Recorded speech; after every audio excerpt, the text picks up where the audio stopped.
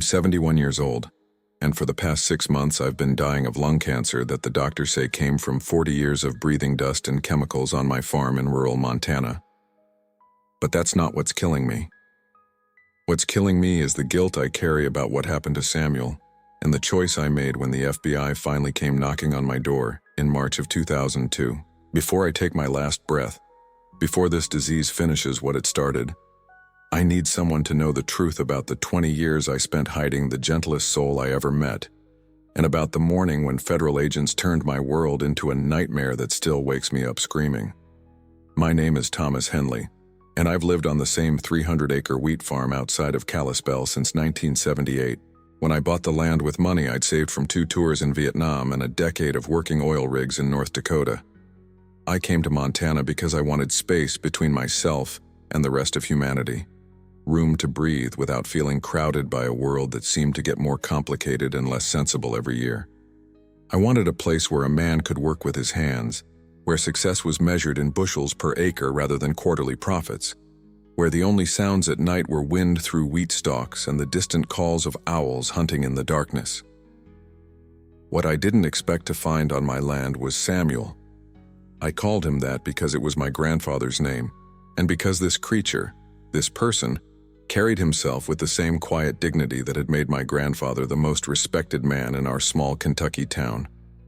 For 20 years, from 1982 to 2002, Samuel lived in the old root cellar beneath my farmhouse, emerging only at night to walk the fields and help me with work that would have broken my back if I'd tried to do it alone. Samuel wasn't the monster that government files would later describe.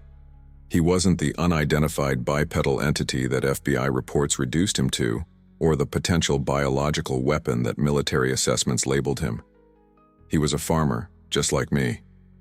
Someone who understood the rhythm of seasons, the patience required to coax life from reluctant soil, the satisfaction of watching something grow under your care and protection. He had hands that could gentle a spooked horse or set a broken fence post with equal skill, and eyes that held depths of kindness I've never seen in any human being. The FBI found us because of a mistake I made after 20 years of perfect caution.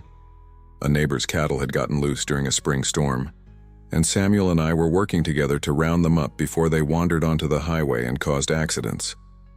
A state trooper driving past saw what he thought was an unusually large individual assisting with livestock management, and though he didn't think much of it at the time, the description went into a report that somehow triggered interest at higher levels of law enforcement. 3 months later, Agent Sarah Collins and her team surrounded my farm at dawn, armed with tranquilizer weapons and containment equipment that made it clear they weren't planning to ask polite questions. They had warrants, surveillance photos taken with telephoto lenses, and detailed knowledge of Samuel's habits that could only have come from weeks of careful observation. They knew about the modified root cellar, about the special diet I'd developed to keep him healthy, about the gentle giant who had become the closest thing to family I'd had since my parents died, what they did when they found him, what they did to Samuel while I was handcuffed and forced to watch, haunts every moment of my remaining life. They didn't see a person who'd spent 2 decades helping an old soldier work his land and find peace after war. They didn't see the being who'd sit with me on winter evenings, teaching me about weather patterns and plant diseases through gestures and drawings that showed intelligence far beyond what their instruments could measure. They saw a specimen. They saw an opportunity for scientific advancement and military application that justified any level of cruelty in the name of national security. They saw something that didn't fit their understanding of the world, so they decided to tear it apart until it made sense according to their limited definitions of life and consciousness. I made a deal with them that morning. A terrible, cowardly deal that saved my own worthless life while condemning the best friend I'd ever had to a fate worse than death. They offered me witness protection, a new identity, and a pension in exchange for my cooperation and silence about what they'd found on my farm. All I had to do was walk away, pretend that 20 years of friendship and mutual respect had never happened, and let them take Samuel to wherever it is that governments take things they want to study and understand and ultimately destroy. I took their deal. God help me. I took their deal and spent the next 20 years trying to drink away the memory of Samuel's eyes as they loaded him into a containment vehicle designed for transporting dangerous animals. He didn't fight them. He didn't resist or try to escape. He looked at me with an expression that combined forgiveness and disappointment and resignation, and I knew he understood exactly what I was choosing to save. The cancer is just justice catching up with me. But before it finishes the job, I need someone to know that for 20 years, the most wanted creature in North America lived quietly on a wheat farm in Montana, helping an old soldier find purpose and peace. And I need someone to know that when the time came to choose between his life and my comfort, I chose wrong. That's my confession. That's what's really killing me. It was November 8th, 1982, when I first found Samuel bleeding to death in my south pasture, 300 yards from where Willow Creek cuts through my property line. The early winter had been brutal that year, with temperatures dropping below zero for 2 weeks straight and snow accumulating faster than I could keep up with the plowing. I was making my evening rounds, checking livestock and ensuring the water tanks hadn't frozen solid, when I saw dark stains in the snow that were too large and too fresh to be from any animal that belonged on my land. I followed the blood trail with my heart hammering against my ribs, carrying a .30-06 rifle and a spotlight that cut through the mountain darkness like a sword. Every horror movie I'd ever seen was playing in my head as I tracked whatever was bleeding through my pasture, leaving drops and smears that suggested something massive had been wounded and was moving with the desperate determination of a creature trying to find shelter before it died.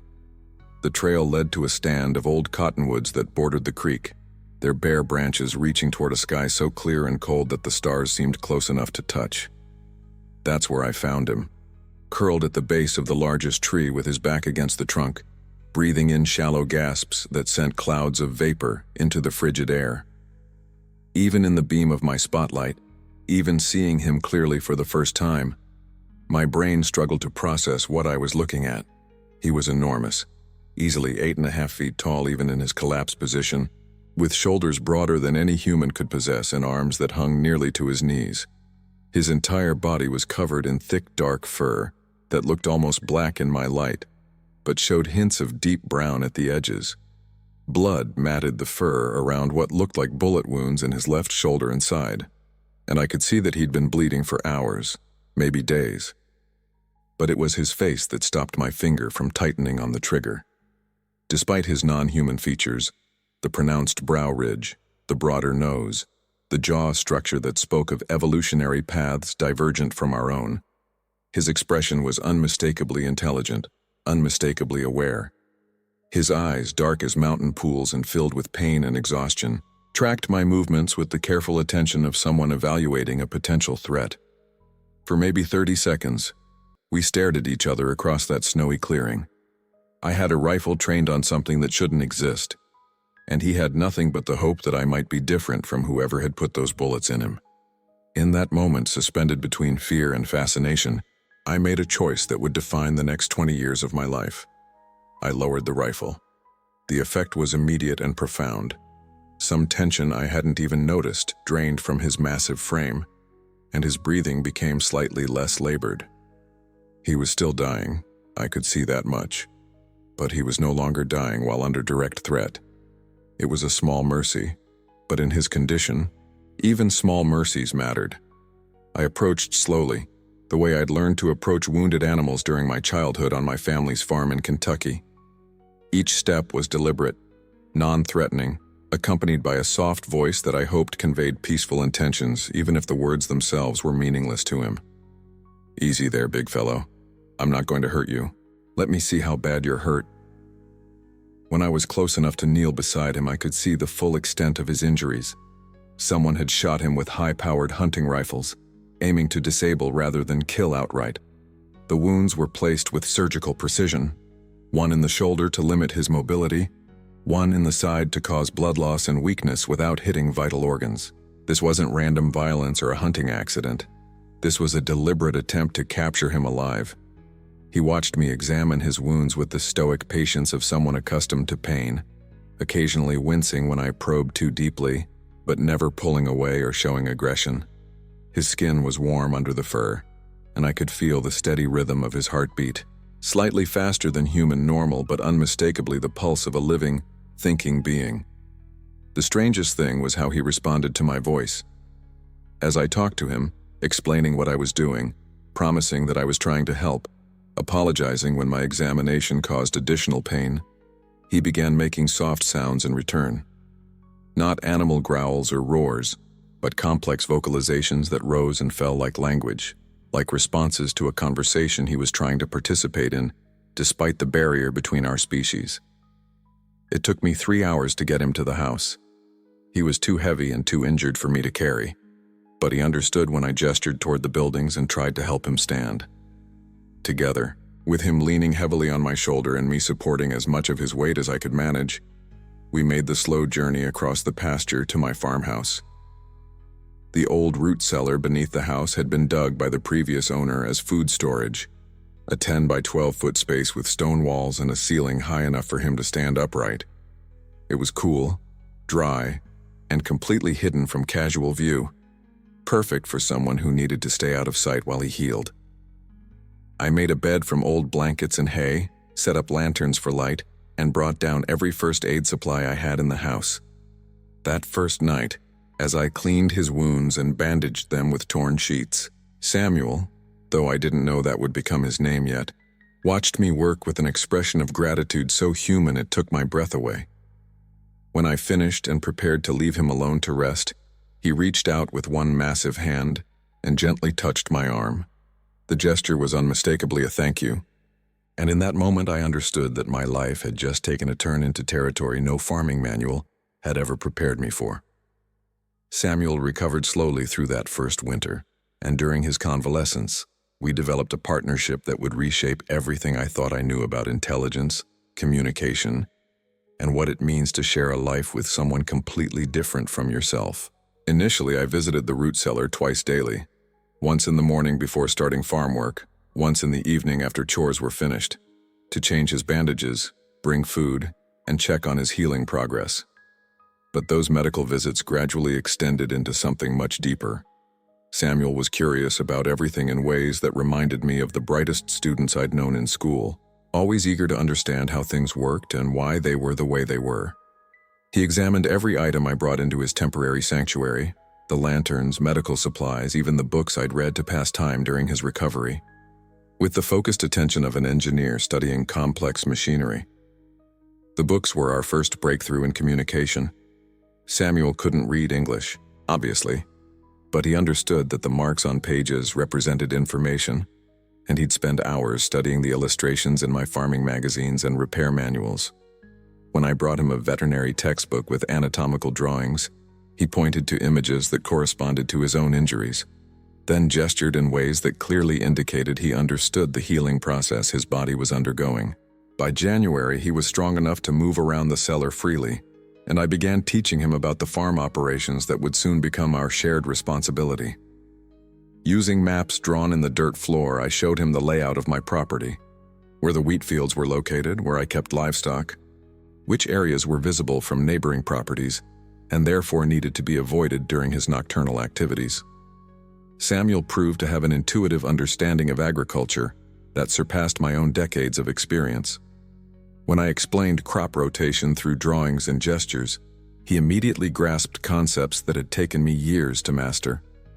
He understood soil depletion, the importance of nitrogen fixation, the delicate balance between beneficial insects and pests that determined the success or failure of each growing season.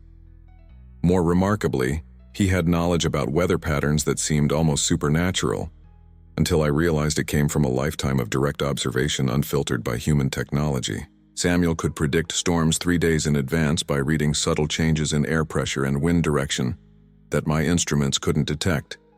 He knew which fields would drain poorly after heavy rains, which areas were prone to frost damage, which sections of fence line would need reinforcement before the spring winds arrived.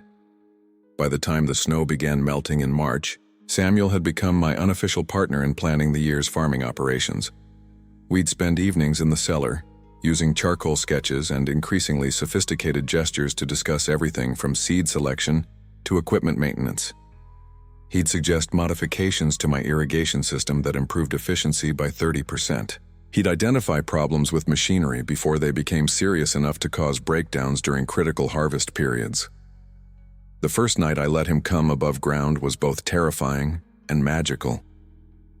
Samuel emerged from the cellar like a mountain rising from the earth, stretching to his full height under starlight and breathing deeply of air that hadn't been filtered through stone and timber. He moved through my fields with the reverence of someone returning to sacred ground, occasionally kneeling to examine plants or soil conditions with an expertise that made my agricultural degree feel like amateur certification. Watching him work became one of the greatest pleasures of my life. Samuel could set fence posts that would have taken me hours in a matter of minutes, his massive strength allowing him to dig holes and position timbers with mechanical precision. He could gentle spooked livestock with a touch, somehow communicating calm and safety to animals that were naturally afraid of predators. He could repair machinery with an intuitive understanding of how moving parts interacted, often solving problems that had stumped me for weeks. But more than his physical capabilities, I treasured his companionship during the long hours that farming requires. Samuel was an exceptional listener, sitting patiently while I talked about my experiences in Vietnam, my struggles with adjusting to civilian life, my satisfaction at finding meaningful work that connected me to the land my grandfather had taught me to respect. He couldn't offer advice in words, but his presence itself was therapeutic. The kind of steady, non-judgmental support that helped me process emotions I'd been carrying alone for years. He shared stories too, though his came through elaborate pantomime and drawings that gradually taught me about his own past. I learned that he'd been born somewhere in the Canadian Rockies, part of a small family group that moved seasonally through territories that spanned hundreds of miles. I learned that his people had complex social structures, traditions passed down through generations, and a deep spiritual connection to the forest ecosystems they'd protected for centuries. Most heartbreakingly, I learned about the hunting party that had killed his family. Samuel's drawings showed men with helicopters and tranquilizer weapons, government agents who'd tracked his people for months before launching a coordinated assault that captured some and scattered the survivors. He'd been running for 3 years when those bullets found him in my pasture, the last of his kind in a region that had once supported dozens of his people. Our friendship deepened through shared labor and mutual respect. Two beings from different worlds who'd found common ground in the simple satisfaction of working land and growing food. Samuel became the brother I'd never had, the partner who made every day's work feel like collaboration rather than solitary struggle. But even as our bond strengthened, I lived with constant awareness that we were existing on borrowed time. Samuel was too large, too distinctive, too obviously non-human to remain hidden indefinitely. Every neighbor's casual visit, every delivery truck that came down my long driveway, every aircraft that passed overhead represented potential disaster. I knew that someday our secret would be discovered, and I hoped desperately that when that day came, I'd find the courage to protect the friend who'd given me 20 years of purpose and companionship, unlike anything I'd ever experienced. Living with Samuel meant living with constant vigilance, a state of perpetual alertness that transformed every aspect of my existence into a carefully choreographed performance designed to maintain the illusion that I was just another solitary farmer working marginal land in rural Montana. Every social interaction became a potential threat, every casual conversation a minefield of questions I couldn't answer honestly without destroying both our lives. The isolation was perhaps the heaviest burden. Montana is sparsely populated, but even rural communities have social expectations, church attendance, participation in local events, the kind of neighborly interactions that build trust and belonging. I had to distance myself from all of it, becoming increasingly reclusive in ways that drew exactly the kind of attention I was trying to avoid. People noticed when I stopped attending the monthly Grange meetings, when I declined invitations to community barbecues, when I made excuses to avoid the harvest celebrations that had once been important parts of my year. My relationship with Sarah Kellerman, the veterinarian who ran the large animal practice in Kalispell, became a casualty of the secret I carried. We'd been dating casually for 2 years before Samuel arrived, sharing dinners and weekend trips that felt like they might develop into something permanent and meaningful. But maintaining that relationship while hiding a 9-foot cryptid on my property proved impossible. Sarah was intelligent, observant, and professionally trained to notice things that others missed. She began asking questions about the increased food orders I was placing, about the modifications I'd made to my property's electrical system to accommodate the seller's expanded needs. about my reluctance to have her visit the farm for casual dinners the way we used to. When I couldn't provide satisfactory explanations, she interpreted my evasiveness as evidence that I was involved with someone else. The breakup was painful, not just because I lost someone I cared about, but because I couldn't defend myself against her accusations without revealing the truth that would endanger Samuel's life. I sat in her kitchen that October evening in 1985, watching her pack the belongings she'd left at my house over 2 years of slow courtship, unable to explain that the other relationship she suspected was a friendship with a being whose very existence challenged everything science claimed to know about evolution and biology. My financial situation became increasingly precarious as the costs of maintaining our secret mounted. Samuel's caloric requirements were enormous, nearly 6,000 calories daily to maintain his massive frame and support the physical labor he contributed to farm operations. I had to develop creative explanations for purchasing food in quantities that far exceeded what a single man could consume, often driving to different suppliers in neighboring counties to avoid establishing patterns that might raise questions. The medical supplies alone created significant expense and logistical challenges. Samuel's body chemistry was similar enough to human that standard antibiotics and pain medications were effective, but different enough that dosages had to be carefully calculated to avoid dangerous reactions. I spent countless hours researching veterinary medicine, developing expertise in treating someone whose physiology existed nowhere in medical literature. Worst of all, I watched Samuel deteriorate emotionally under the weight of enforced isolation. Despite our friendship and the satisfaction he found in farm work, he was a social being separated from his own kind, living in constant hiding from a species that would view him as a threat or a trophy, rather than a person deserving of respect and autonomy. He developed what I can only describe as depression, spending increasing amounts of time sitting motionless in the cellar, staring at nothing with an expression of profound sadness. The loneliness was killing him as surely as any bullet. Samuel would sometimes spend entire nights standing at the cellar entrance, breathing the outside air and listening to sounds from the world he could never rejoin. He'd draw pictures of his lost family with charcoal on stone, creating portraits of beings I'd never meet but whose absence haunted our daily existence. He'd make soft vocalizations that sounded like attempts to call to others of his kind, hoping desperately for responses that never came. By the late 1990s, I began to understand that our arrangement, however well-intentioned, was slowly killing us both. Samuel needed contact with his own people, needed to feel that his knowledge and traditions would be preserved and passed on to future generations. I needed to be able to form normal human relationships, to participate in community life without constantly calculating risks and maintaining elaborate deceptions. But I also knew that the outside world offered Samuel nothing but capture, imprisonment, and likely death in government laboratories staffed by people who would see him as a specimen, rather than a person. Every year brought new reports of unusual sightings, cryptid hunters with increasingly sophisticated equipment, government agencies with classified programs designed to investigate anomalous biological entities. The world was becoming more connected, more monitored, less capable of hiding someone like Samuel even with the most careful precautions. The surveillance began in earnest sometime in 2001, though I didn't recognize it initially. Unusual aircraft began appearing over my property at irregular intervals, small planes flying lower and slower than normal air traffic, helicopters that claimed to be conducting wildlife surveys or utility line inspections. I found tire tracks near my property boundaries that hadn't been there the previous day, evidence of observers who'd set up temporary positions to monitor activities on my farm. Most ominously, I began receiving visits from people who claimed to be conducting routine surveys or inspections, but asked questions that seemed designed to probe for information about unusual activities. A supposed census worker wanted to know about livestock numbers that didn't match my official records. A utility inspector was curious about my electrical usage patterns. A wildlife biologist asked about unusual animal signs I might have observed in the area. Each incident could be explained away individually, but together, they formed a pattern that suggested someone had developed suspicions about what I might be hiding.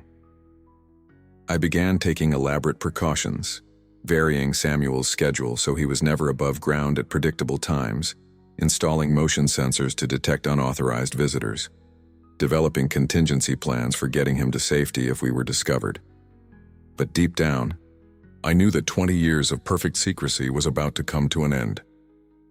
The end came at dawn on March 15, 2002, when Agent Sarah Collins and her FBI task force surrounded my farm with the precision of a military operation that had been planned for months. I woke to the sound of vehicles positioning themselves at strategic points around my property, blocking escape routes, establishing lines of sight, creating a perimeter that made any resistance futile before it could begin. I knew immediately what was happening.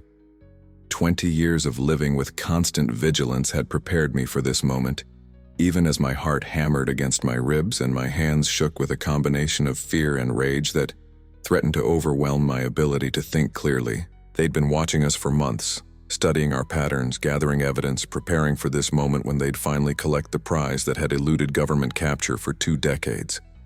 Through my bedroom window, I could see agents in tactical gear positioned behind vehicles with government plates, armed with weapons I didn't recognize but that looked designed for non-lethal capture rather than elimination. They wanted Samuel alive, healthy, suitable for the kind of long-term study that would unlock whatever secrets his biology might reveal about human evolution, genetic engineering, or military applications that bureaucrats in Washington had been fantasizing about since the first credible Bigfoot sightings crossed their desks. Agent Collins approached my front door with the confidence of someone holding all the cards in a game I'd been losing since the moment it started. She was younger than I'd expected, maybe 40, with the kind of professional composure that suggested extensive experience in situations where civilian cooperation was required rather than requested. Behind her, a team of specialists unloaded containment equipment that left no doubt about their intentions. "Mr. Henley," she said when I opened the door, showing credentials that identified her as FBI, but with a division designation I'd never heard of. "We have warrants to search your property for evidence of harboring an unidentified biological entity. We'd appreciate your cooperation in locating and securing this individual for scientific study and public safety assessment." The formal language couldn't disguise what they were really doing. They weren't here to arrest a criminal or investigate a crime. They were here to collect a specimen they'd finally tracked to its hiding place after years of patient investigation. Samuel wasn't a person to them. He was a discovery, a breakthrough, an opportunity for advancement that justified whatever methods they deemed necessary to achieve their objectives. I tried to buy time, demanding to see the warrants, questioning their authority, raising every legal objection I could think of while my mind raced through possibilities for warning Samuel or helping him escape. But Agent Collins had obviously dealt with uncooperative civilians before. She presented documentation that covered every conceivable challenge to their presence, papers signed by judges who'd been briefed on national security implications that made my property rights irrelevant. They found the cellar entrance within minutes. Someone had provided them with detailed intelligence about my property's modifications, probably gathered through surveillance operations that had been more extensive than I'd ever suspected. Agent Collins descended into Samuel's sanctuary with a team of specialists carrying tranquilizer weapons and restraint equipment designed for creatures far stronger than any normal human. I was handcuffed and positioned where I could see everything but do nothing to intervene. They wanted me to witness what happened next, either as a deterrent against future non-cooperation or simply because my psychological profile suggested I'd be more manageable if I understood the consequences of resistance. Either way, they forced me to watch as they cornered the gentlest soul I'd ever known in the space that had been his home for 20 years. Samuel didn't fight. When the armed agents surrounded him in the cellar, when they trained their weapons on his massive frame and shouted commands in a language he'd never fully mastered, he simply stood with the dignity he'd maintained throughout 2 decades of hiding. He looked at me through the cellar entrance with an expression that combined forgiveness and disappointment and resignation, and I understood that he'd always known this day would come. They shot him with enough tranquilizers to drop an elephant, but Samuel's metabolism processed the drugs differently than they'd calculated. He remained conscious as they fitted him with restraints designed for containing dangerous animals, aware and alert as they loaded him into a containment vehicle that looked more like a mobile laboratory than any kind of transportation a person should endure. That's when Agent Collins made her offer. "Witness protection," she said. "A new identity in a different state.